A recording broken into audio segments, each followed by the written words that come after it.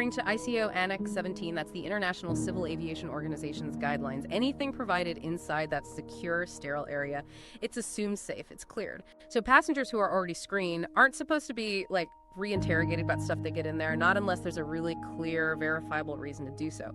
But Kwam1 was stopped from boarding. Why? On suspicion.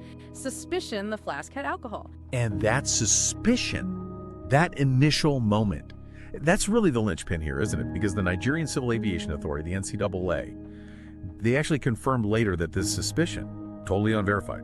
Michael Akamugu, their director of public affairs, he went on record saying, and this is a direct quote, "The content of the flask was not confirmed to be alcohol," which is what's clarifying, obviously, but it's also pretty damning. It basically says the whole reason for denying boarding, the trigger for everything that followed, just didn't have a factual basis. It was a subjective call. And in aviation, an industry built on standard operating procedures, suspicion alone, that should never, ever be enough. That's a really stark point. So, denied boarding based on a hunch, essentially. But it didn't stop there, did it? Things escalated quite dramatically. After Kwam1 was told he couldn't board, he apparently tried to block the plane from leaving, positioned himself right there on the tarmac in front of the aircraft. Now, this action, some of which was caught on video, I believe, that's a serious breach of safety rules. Potentially criminal, even.